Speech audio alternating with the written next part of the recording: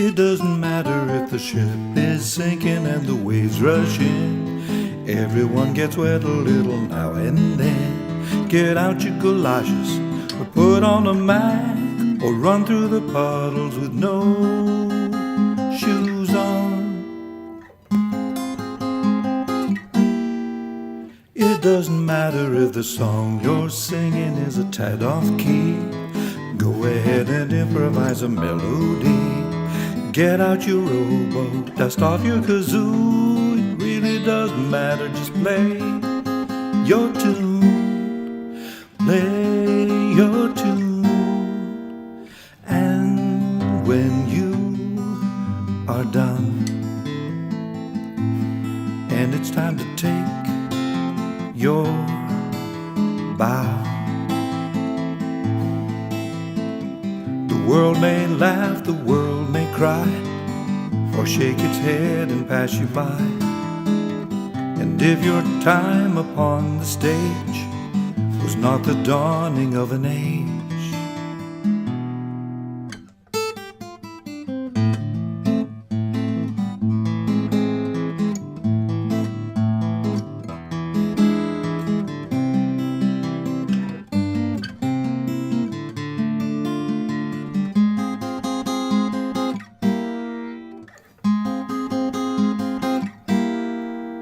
it doesn't matter if you lose your balance as the deck caves in. The crucible will come around to you again. Pick up your arrow and aim at the moon. Hop in the basket of your balloon. Your balloon. And when you are done and it's time to take your bow, the world may laugh, the world may cry, or shake its head and pass you by. And if your time upon the stage was not the dawning of an age, it doesn't matter.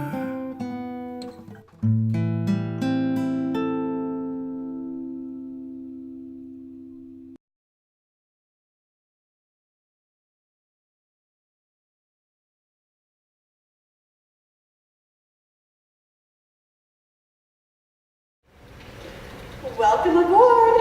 Is everyone settling in okay? Yeah, I guess. Great. Wonderful. Terrific. You are about to experience a magical transformation that takes place aboard the Crucible, where strangers become friends. I'll start by introducing you. Crucible isn't a very marketable name for a cruise ship now, is it? And I don't understand why we can't sit wherever we want, with whomever we want. Well, because the company's motto is where strangers become friends. It's in the brochure. Well, all I read was 3 nights for 2 and all the food you can eat for $199. There's no timeshare involved, is there? I have no sales resistance. I already own 4 timeshares. I wouldn't know what to do with another one.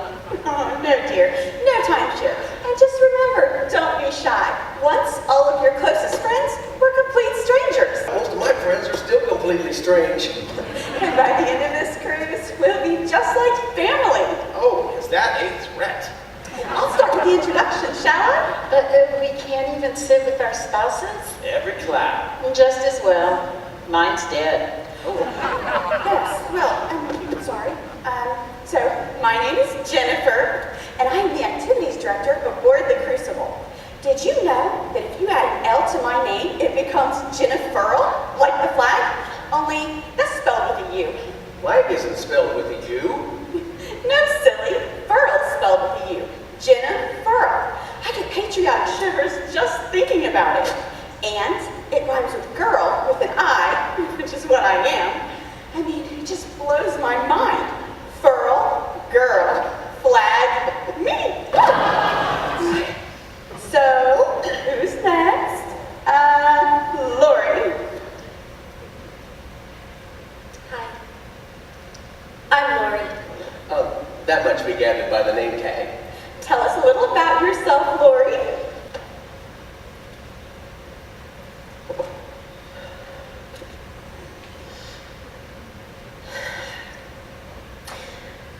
Well, I'm from Poughkeepsie. They say I'm quite dipsy. I suffer a trick of the mind. No matter how pithy a thought that I think, I can only express it in rhyme. This is a medical condition? Rheumatism, perhaps?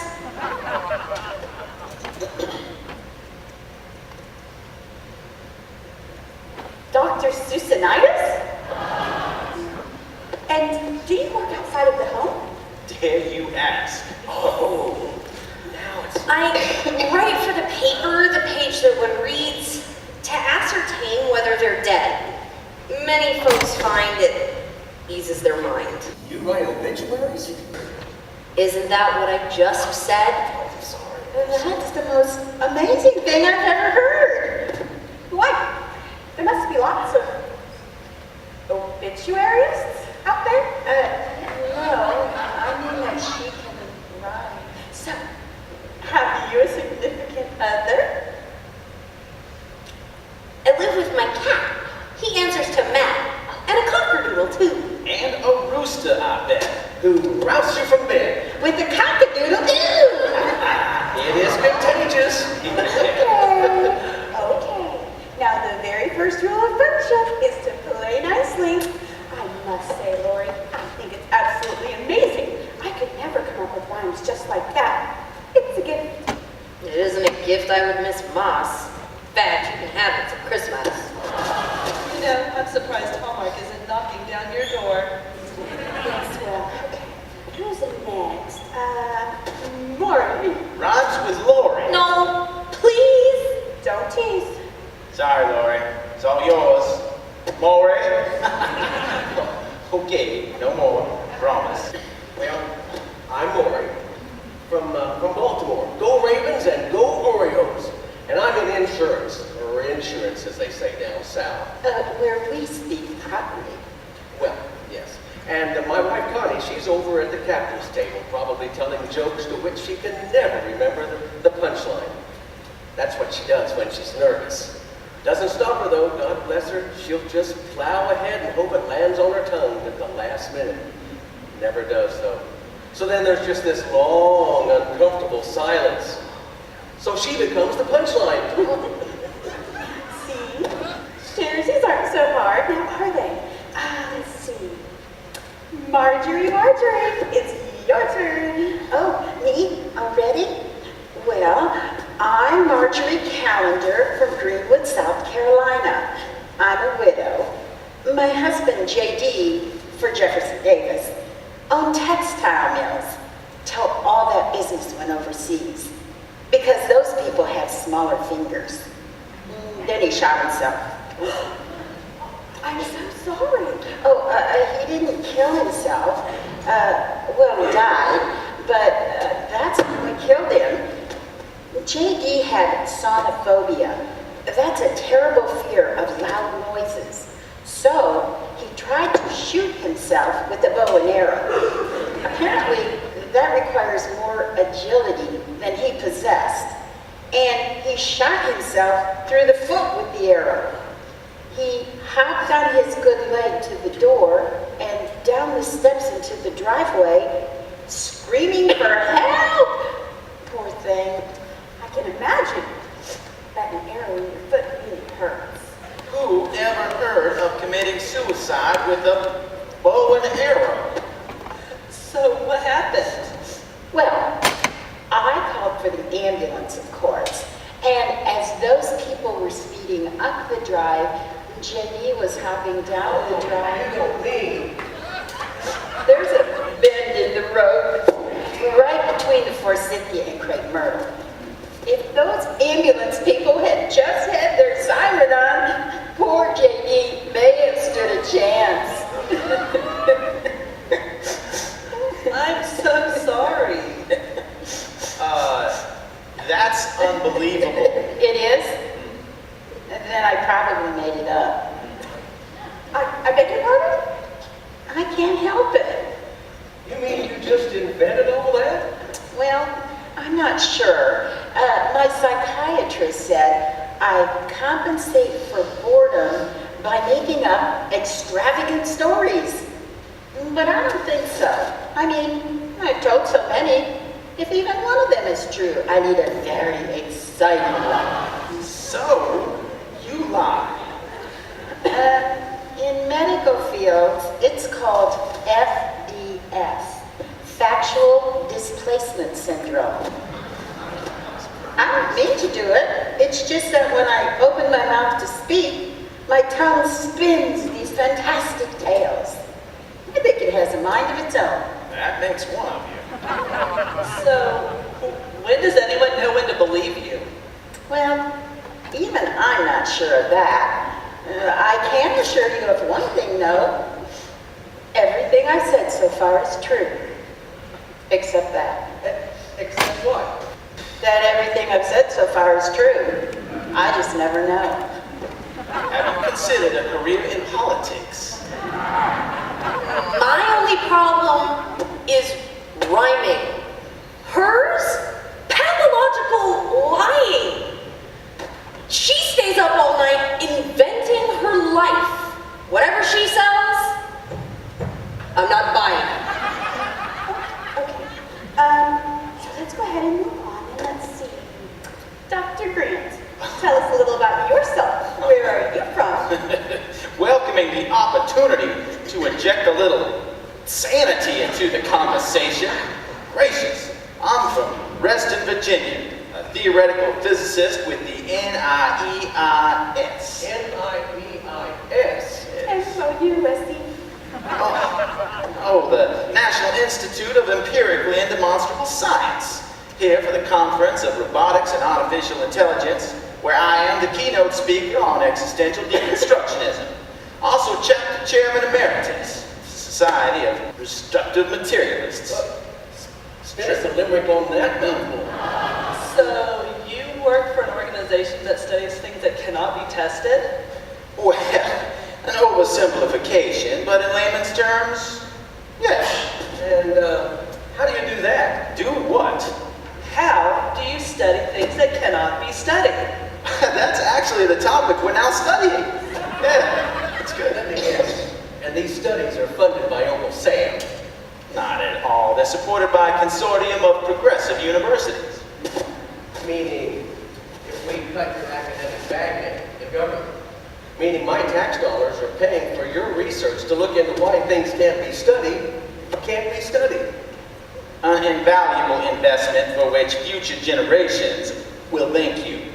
Then I'm getting a vasectomy. Oh, gracious. So much for injecting sanity into the conversation. You can't be expected to understand. It takes years of just studying before you can actually... And non-reductive materialism. Myself, I'm only a humble chemistry teacher, but isn't that a $2 word for atheism? Oh, nothing as theological as that. In order to be an atheist, one must first have something to disbelieve in. Non-reductive materialism, of course, just proves the possibility of any pre-existing intelligence of any kind by mathematically answering every theological, philosophical, and physical argument. Much more a statement of fact than a theory, really. Well, for those of us endowed by natural selection with the capacity to understand, of course. How kind of natural selection? Perhaps you could define that for us. Well, the physics are abstract in the extreme. They're predicated on emerging science. Even those who develop the theories don't fully understand them, so you can't be expected. Why don't you just take a stab at it for the benefit of us lower life forms? Well, simply put, the universe had no beginning, right? It just simply evolved via the Big Bang from a pre-existing universe, hence no need for a god of any kind, no disembodied puppeteer pulling the strings. It was just cosmic evolution. But where did the pre-existing universe come from? Ah, that's the beauty of the theory, see? It evolved from that pre-existing universe and so on ad infinitum. It's cyclical. Well, it would seem to me that all you're doing is pushing creation further back. Somewhere in your daisy chain of universes you talk about, there had to be a first for the rest of us to evolve from. Sure, first cause. Any idiot should know that. It has to do with quantum physics. According to which you and I, we're not having this conversation. Perhaps you're eating sushi in a little cafe in a galaxy far, far away. Many a truth is said in jest and ignorance. Give me paper, pencil, and time, and I can prove with solid mathematics that only one of us exists, and the rest, just quantum projections of the subconscious. Well, I know that I'm here, so that must make you a figment of my imagination. You must be something I ain't. I'm reminded of what Shakespeare said about casting pearls before swine. Oink. Okay, this has all been very, very interesting, and I must say, quite a bit beyond me. So who's next? Sharon, tell us about yourself. Well, as my team text says, I'm Sharon. I'm from a little town in Nevada that no one's ever heard of. Married, divorced, married, widowed. I teach chemistry, as I said, at the community college. Unlike our friend here, who fancies himself a molecular accident, I consider myself a spiritual being and express my faith through Sakti. Oh, you just lisped on my salad. Sakti is the belief that all religions must unite in service to humanity. But that's the first sensible thing I've heard. Release your inner Buddha. I find it difficult to unite with someone who's trying to blow me up. Those whose religion requires expressions with bullets and bombs, and the killings of those who stand to oppose, it's hard to regard with aplomb. And what of a God so feeble he can't his own argument make, but must mix blood and dust in a kingdom of rust, all for his vanity's sake? Practitioners of Sakti, whatever their religious affiliation, are elevated to a cloud of oneness by the repetition of our mantras, Om Sakti, Hare Sakti, Om Sakti, Hare Sakti. How is chanting about parakeets going to make us all one happy family? Parasoctino, not parakeets. We are taught to anticipate spirits such as yours, so blinded by science that they deny their own existence, engaged in a perpetual game of intellectual keep-away in an attempt to dodge the touch of the divine. Oh, she's been divinely touched, and you haven't. So to put it in the vernacular of the playground, nanny, nanny, boo-boo. Oh, gracious. Does one keep away in dodgeball? To do so would make one an oddball. To my way of thinking, a metaphor linking, the two have no meaning at all. Amazing. Yes, well, let's move on, shall we? Next is our quiet little friend here, Lydia. Sweetheart, you haven't said a word all night.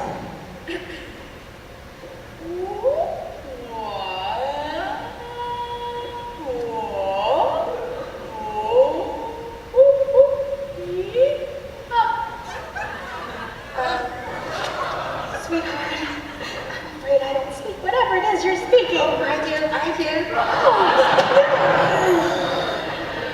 Ooh, ee, ooh, ah, ting tang, a walla walla bing bang. Yabba dabba doo? Ooh, she said, would you please pass the mayonnaise? Oh.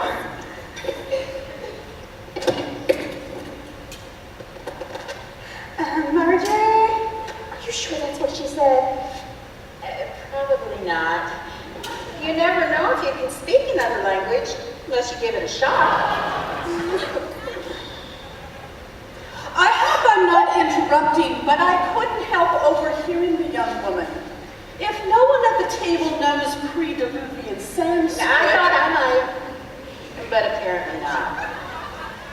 Yes, well, I'd be happy to help out if no, not at all. We were just going around and sharing a little about ourselves. Well, should I go? Oh, yes, of course. Just think, another complete stranger is about to become a friend. Yes. Well, I'm Brenda Nelson. I'm an army brat, so I moved around a lot as I was growing up as a child. I tell people I'm from Greenland. We lived there longer than anywhere else. Greenland? Should we rub noses? I beg your pardon? Isn't that what Eskimos do? I'm not an Eskimo. You're not? No. Well, you don't look like one. I didn't know they had real people in Greenland. Yes.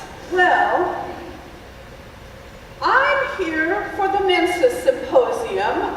I speak 5 dead languages, can sing the elements of the periodic table in both Ionian and Dorian scales. My Mixolydian is a bit shaky, and can recite Beowulf in the original Old English. Noel Codex, of course. Oh, of course. Is that all? I thought you Mansanians were supposed to be smart. Well, I do have an IQ of 180.3 and was a 3-day champion on Jeopardy. Oh, just 3.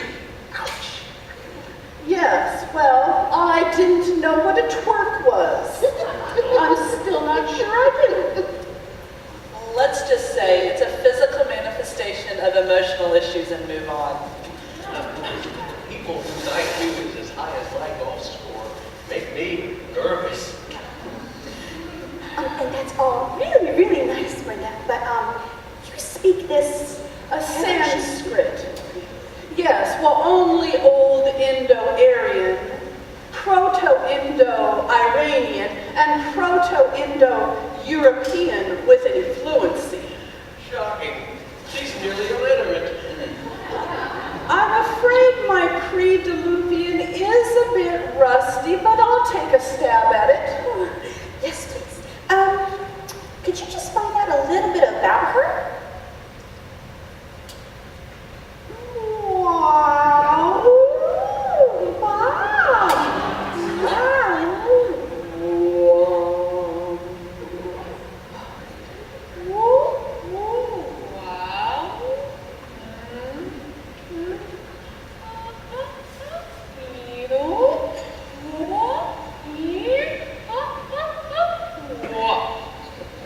She says she's from here. From here? She was born on the ship? Hardly. The Crucible can't be more than 2 to 3 years old at best.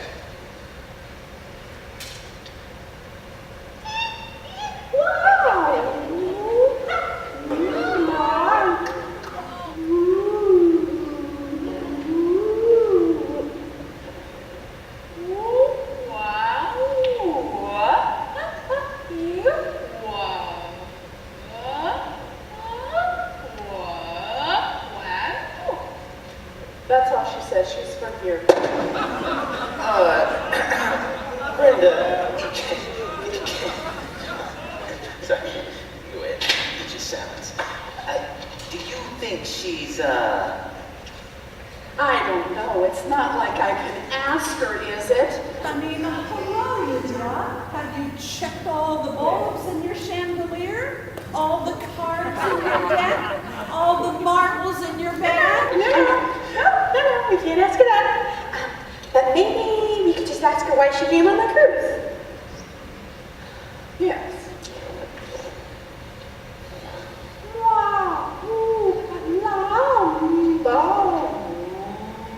Really?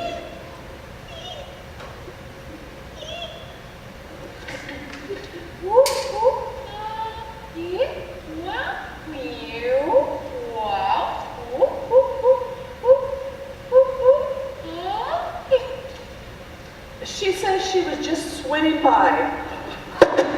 Doing what?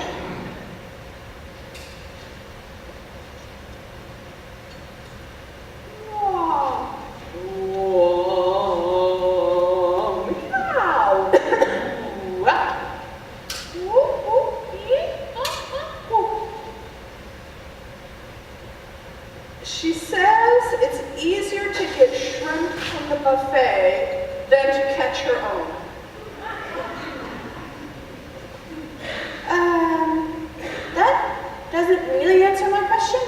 Why did she come on the cruise?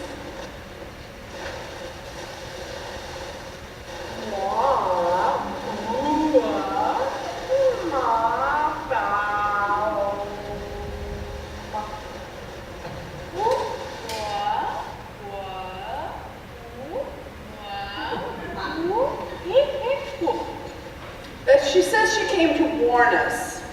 Oh dear, I don't like the sound of that. Warn us about what?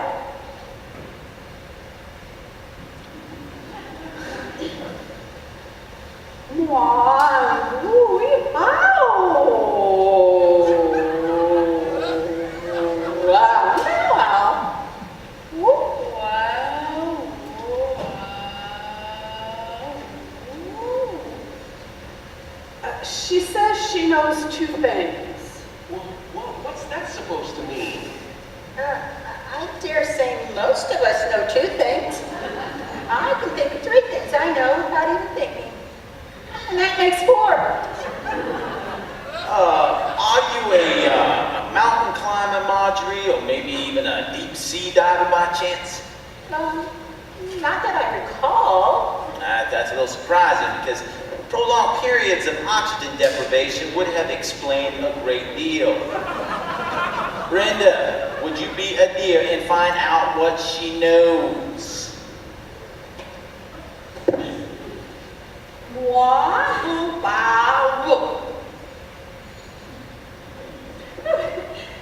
alarm bell?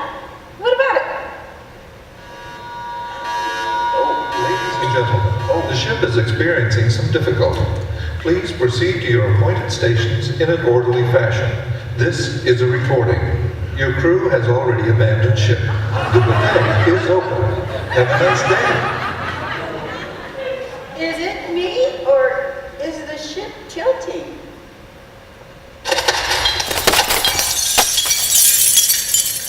Oh, thank heavens. It's just the ship.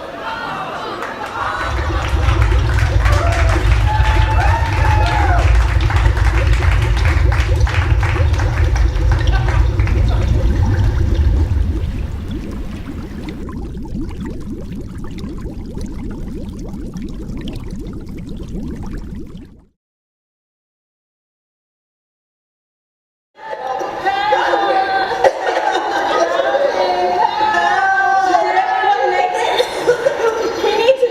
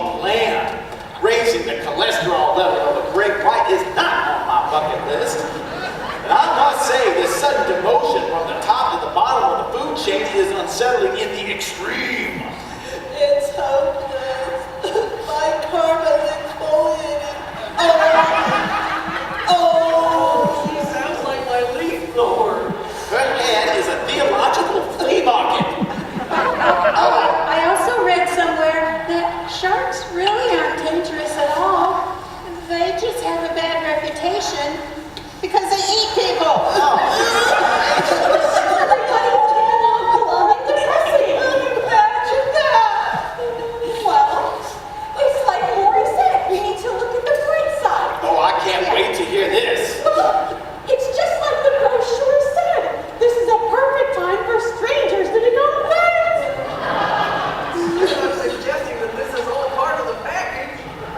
That would help to make sense of the $199 price tag. When I read 3 nights on the ocean, I inferred there'd be a boat involved. Yeah, and that part about all the food you can eat, I thought was meant for passengers, not marine life. Well, we have to do something to keep our minds off of things that we really don't want our minds on until we wait for the company to send help. You think they will? Well, of course they will. Otherwise, they'd have to collect millions and millions and millions of dollars in life insurance policies. That's a lot of paperwork. I find your confidence strangely unsettling. Well, while we wait for the company to send help, let's play a game. You can't be serious. Well, what do you suggest? Marco Polo?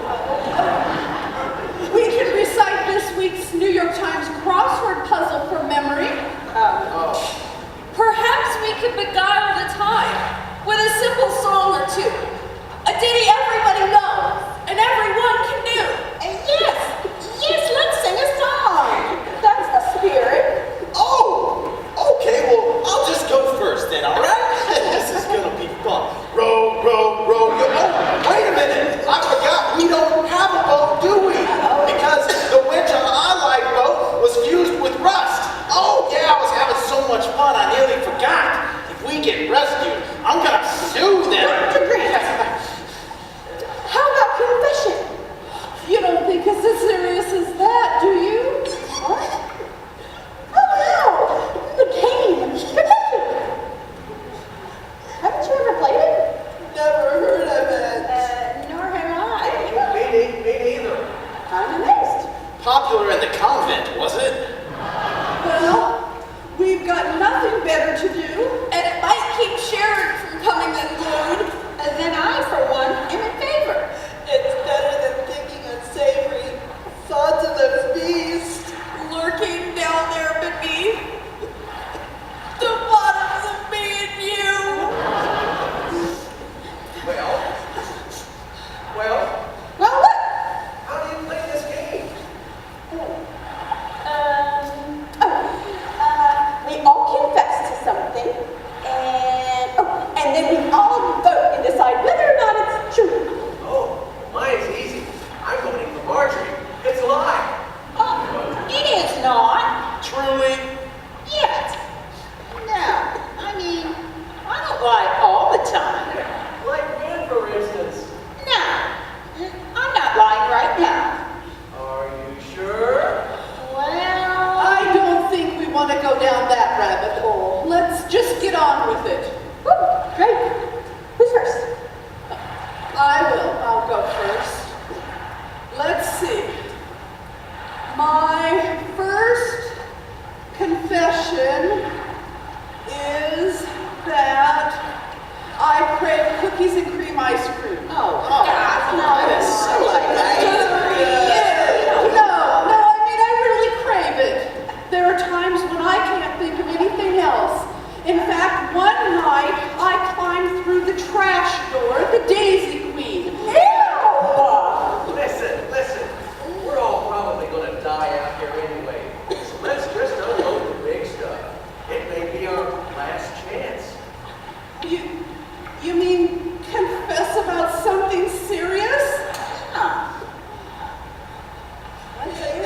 But what if we're rescued? You say that like it has a downside.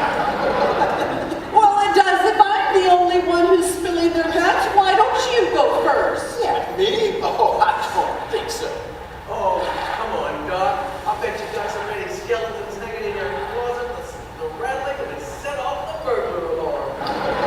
Trust me, the only sounds emanating from my closet is the gentle rustling of designer labels. True story.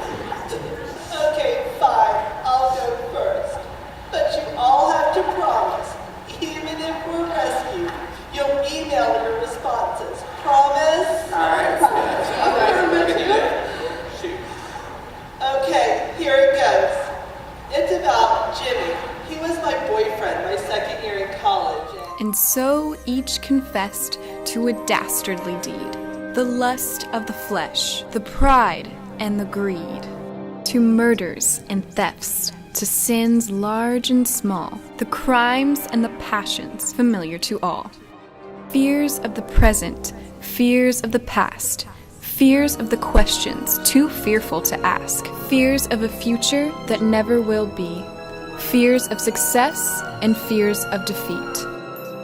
And soon, what began as a game, nothing more, awoke in each breast a need to explore the truth and to knock upon unknocked-on doors. It's your turn, Dr. Grant. Oh, all right, I admit it. I believed once when I was very young. It all made sense at the time, so simple. God, creation, sin, salvation, black and white. And then what? Then I grew up, learned about biology, geology, all the ologies. Things got complicated, learned about evolution and natural selection. Evolution's always puzzled me. Excuse me while I struggle to conceal my alarm. Oh, you tease. No, I mean like plants turning into bugs, and bugs turning into fish, and fish crawling out of the water and turning into monkeys, and monkeys climbing up trees and turning into truck drivers and university professors, isn't it? I've never heard it said that way. It's the silliest thing I've ever heard. Well, of course it sounds silly when said like that. It's not silly though, it's science. You fail to take into account the hundreds of millions of years evolutionary processes take. The subtle changes at the atomic and molecular levels when acted upon by environmental changes. Like climate change? Exactly. Evolution is the process of life forms adapting to changes in their environment. Well, now would be a good time to evolve some fins. Darwin's papa was a pastor. His mom was in the choir, and apparently his sister married her. But in the course of time, he called himself a monkey's uncle, with nothing but a theory to bequeath him. That's where my train of thought runs right off the track, as my late J.D. used to say. Pray tell. Well, climates change all the time. I mean, it's changed 5 or 6 times in my life. I remember when I was a child, the snow would be falling. Hey, I think I know what she's getting at. If it takes hundreds of millions of years for life forms to adapt to changes in their environment, but the environment is changing every century or so, Then evolution can't work unless it happens in lockstep with the environment. Oh, don't be ridiculous. All the great scientific minds of the age agree. Well, I was thinking about birds, actually. Those poor, naked little creatures, like chickens on the rotisserie down at the Winn-Dixie. Falling out of trees, flapping their pink little wings, waiting for feathers to evolve. You know, it's curious, that comment about the greatest minds of the age. Once they all agreed that the earth was flat and balanced on the back of a giant turtle. Once they all concurred on the theory of geocentricity and alchemy and the 4 humors governing the health of the body. Vitalism, phlogiston, phrenology, all of these were once espoused by the greatest scientific minds of their age. And they were all debunked by science. Well, you know what I think? I think Ricky Ricardo was right. You see, my mind is begging my mouth not to ask this question. But I can't help myself. He said, we're all born with a God-shaped hole in our hearts that only He can fill. That was Pascal. He was, wasn't he? Was what? Ricky Ricardo. He was a rascal. I remember when he and Lucy, Fred and Ethel Blaise Pascal, French philosopher.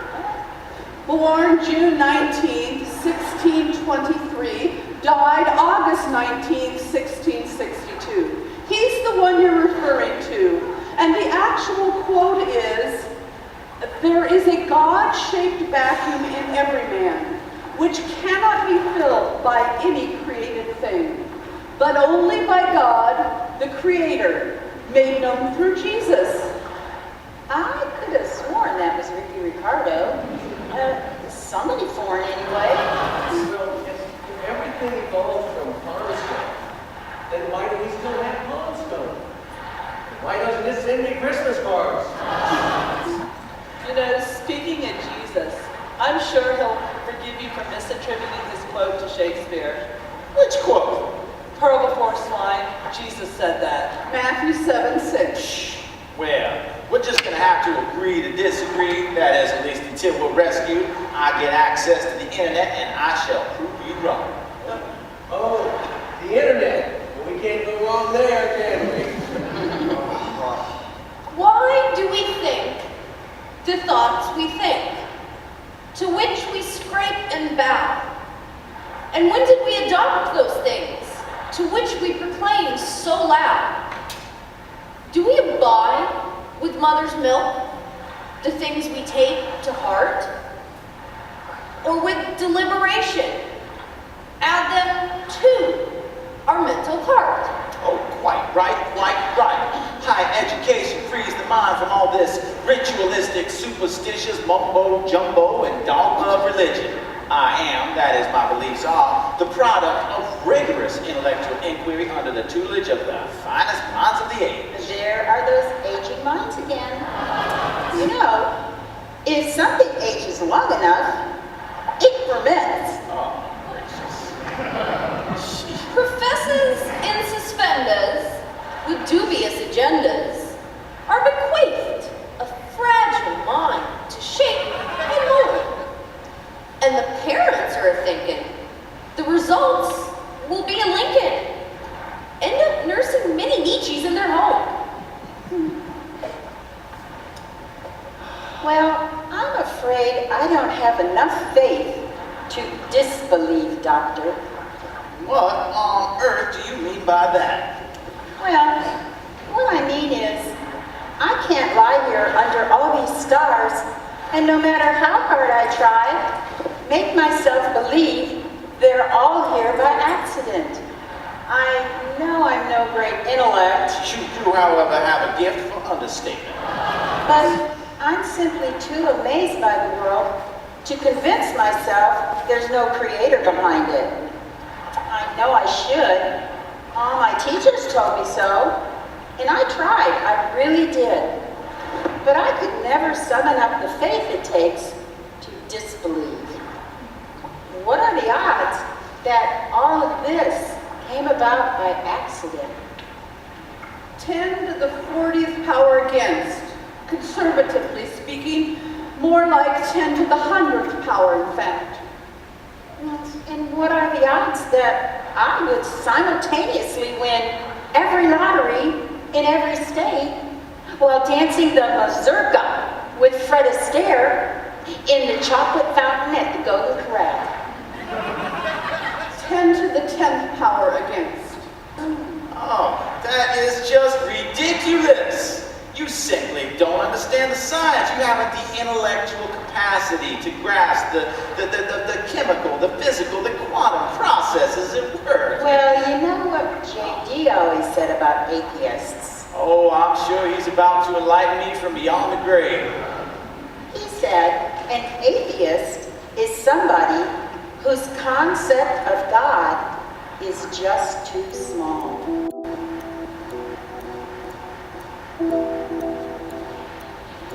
Marjorie! Marjorie!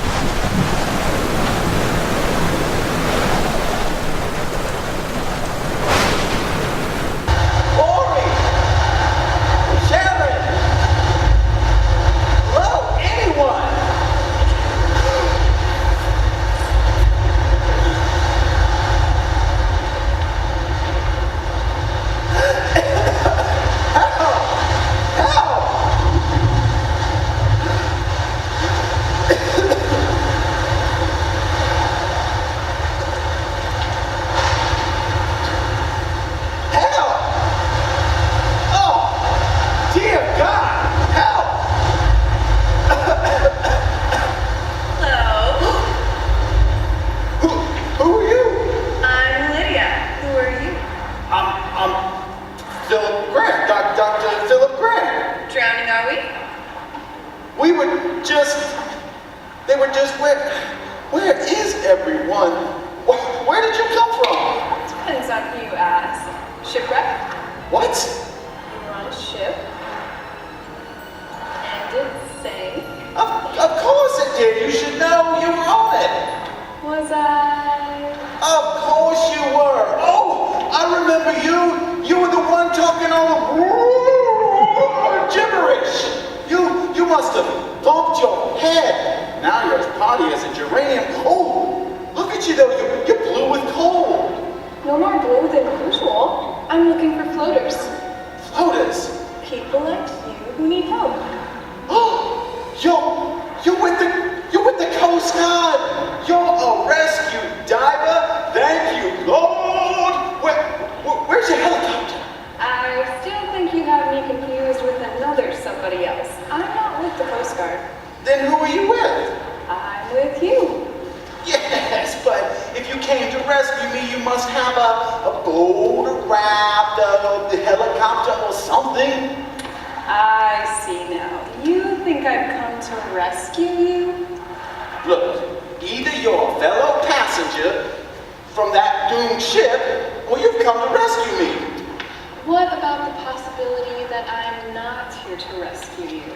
But you said you were looking for people to help. No, I said I look for people who need help. It's the same thing. Not quite. See, I do find people who need help, I just don't give it to them. Well, why aren't you wet? Who are you talking to? Oh, you mean before that freak storm? Yes, I was talking to one of my fellow passengers. No, not them. Just a second ago. They were looking up at the stars and talking to someone. No, I wasn't. Someone named Lord. Thank you, Lord, you said. Oh, well, yeah, I mean, that's just a figure of speech. You see, I thought that you had come to rescue me, so I was just expressing thanks. To who? Who to? To the stars. Yeah, to eternity. I don't know, fate maybe. What the? Wait, hey, come on now. Can't do that to I know the fates, and I wouldn't thank them if I were you. Probably best not to remind them of your existence. Lord is just an expression. It's something people say when they're pushed to extremes. Why do they do that? It's an atavistic reflex, a primitive appeal to a non-existent higher power. Take care what higher power you appeal to, because you might not appeal to them. Besides, if I were you, I'd appeal to an existent higher power. Stop this nonsense. There is no higher power. But you were just talking to him. No, I wasn't. I was just... Anyway, are you ready now? Ready? Of course I'm ready. But how are you going to rescue me? You don't have a life raft. I told you I'm not going to rescue you. Then what? I'm going to help you drown. You what? Did you get a lot of water in your ears, poor thing? I said I'm going to help you drown. I don't need your help. Go away, whoever you are, whatever you are. I can't do that till everyone's accounted for, and you're the last.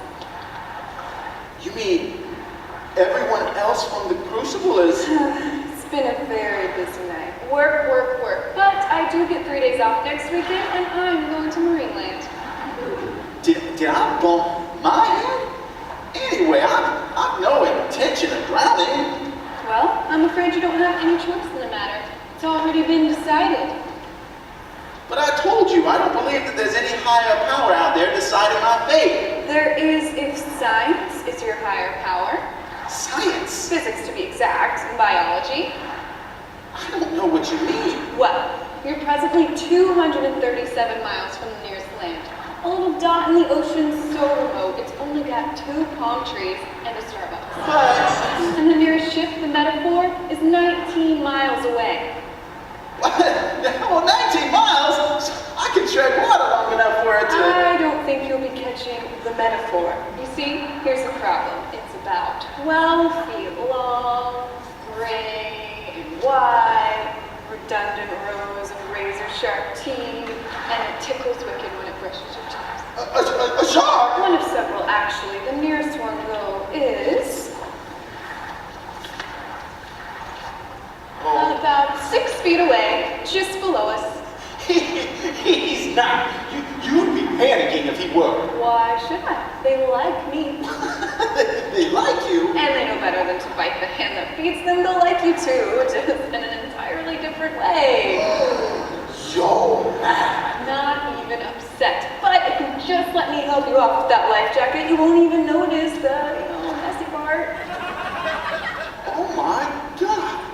You're serious. Ow! He touched my leg. That's Larry. He likes to rub off the wrapping. It's his polyester allergy. Polyester? I'll have you know, this suit is made of 100%. Is that what they told you? I would bet on Larry. He knows his synthetic fibers. Anyway, a few passes, he'll have it right off you. There'll be nothing to catch in his teeth. Just go away. Just go away and take Larry and Curly and Mo with you. But first, which way did you say that ship was? Peacefully, peacefully, give up the fight. Slip meet the waves and surrender. Peaceful, so peaceful, this bright starry night. Don't think of your bones in a blender. What? I'm not slipping beneath anything, including your spelling. Hobby? Siren, actually. Oh my God, stop pulling me. Quit, oh my God.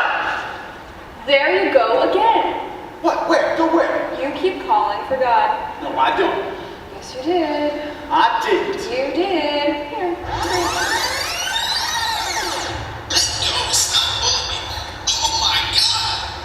See? I told you, it's just an impulse, a reflex. A call for help?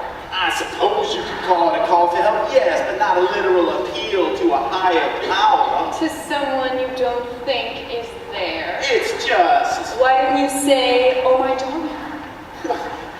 Well, that would be... Or, oh my Newton.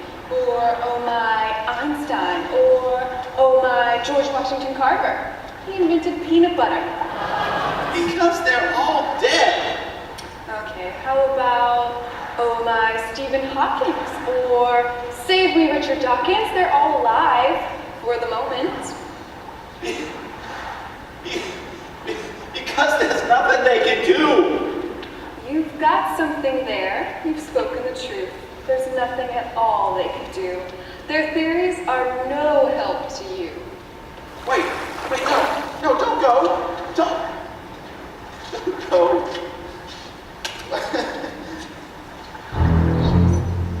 Larry? Oh, wait.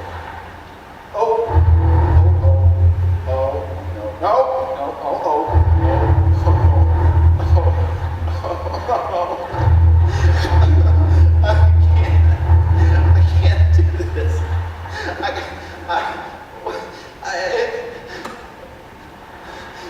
Jesus Christ, save me! That could be arranged. Jennifer, you're alive! No, of course I am, silly. I just went out for a latte. What? Where is everyone else? What happened to, Lydia? Yeah, and Larry, I just felt him. Oh, they're at the shop. Shop? Yeah, you'd be amazed what the saltwater does to their circuitry. Shop? They're robots? Oh, yeah. All except for Marjorie. She's an inflatable from the heads up. And Larry? Mm-hmm. Yeah, he's the inflatable XKG 100. Oh, what's happening? What do you mean? The ship, the Crucible, it's unsinking. Of course it is, silly. We have to get it ready for the next cruise. You'd be amazed how hard it is to scrape guacamole off of the chandeliers. Next cruise? What do you mean, next cruise? You really didn't read the brochure, did you? I did. 3 days, 2 nights, all you can eat. No, the small print. Well, nobody reads the small print. And then you're surprised. Well, you did get there a lot sooner than last time. Got sooner? Got where? to the realization that there was only one who could save you. One impossible, unthinkable possibility. I don't know what you mean. Well, you really shouldn't have to do this, but I guess I'll have to spell it out for you. Some people are quicker than others to pick up on the metaphor. No doubt you have. If not, well, the Crucible sets sail with the first breath of every newborn child. You don't need to book passage. You're already on board. Just make sure you read the small print.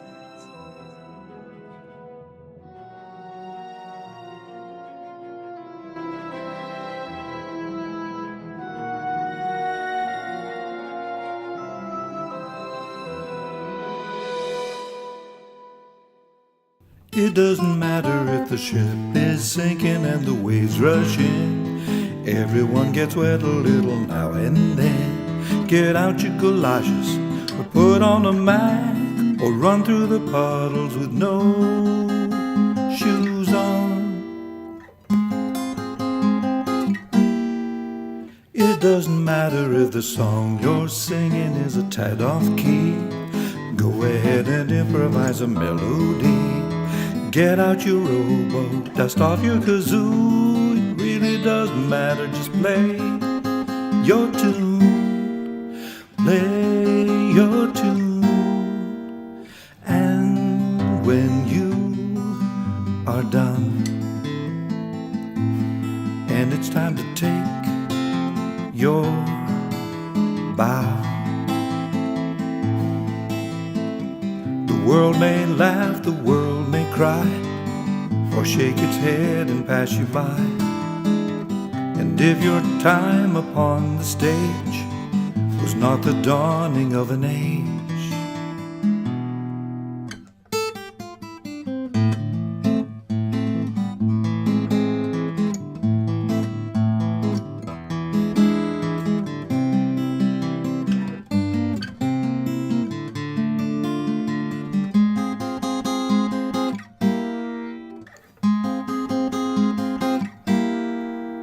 it doesn't matter if you lose your balance as the deck caves in. The crucible will come around to you again. Pick up your arrow and aim at the moon. Hop in the basket of your balloon. Your balloon. And when you are done, and it's time to take your bow, the world may laugh, the world may cry, or shake its head and pass you by. And if your time upon the stage was not the dawning of an age, it doesn't matter.